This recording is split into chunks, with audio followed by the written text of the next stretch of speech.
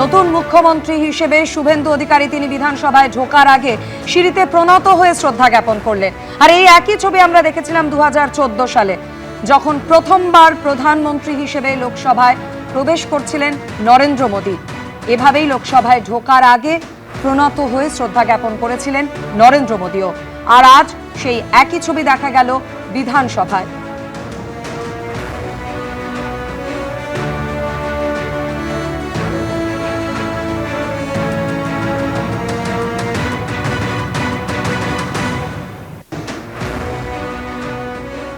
রাজ্যে প্রথম বিজেপি সরকার প্রতিষ্ঠিত হওয়ার পর ব্রিগেড প্যারেড গ্রাউন্ডে শপথ গ্রহণ অনুষ্ঠানে মঞ্চের ওপর থেকে নতজানু হয়েছিলেন দেশের প্রধানমন্ত্রী।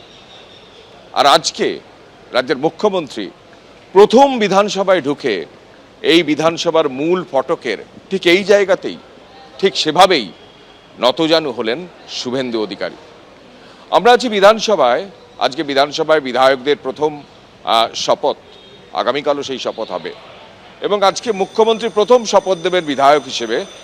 এবং যেটা জানা যাচ্ছে যে তিনি ভবানীপুরের বিধায়ক হিসেবে শপথ দেবেন আজ। কিছুক্ষণ আগেই তিনি এসে গার্ড অফ অনার নেন। তার আগে আমাদের মূর্তি যে আছে বি.আর. আম্বেদকরের মূর্তি, সেখানে মাল্যদান করেন।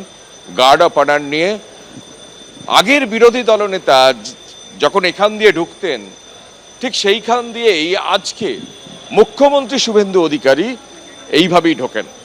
আজকে লাল কার্পেট বেছানো আছে আর ঢোকার সময় ঠিক এইখানেই তার জুতো খুলে নতজানু হয়ে তার বিধানসভার গেটকে, বিধানসভাকে প্রণাম করে রাজ্যের মুখ্যমন্ত্রী আজকে বিধায়ক হিসেবে শপথ দিতে যাচ্ছেন।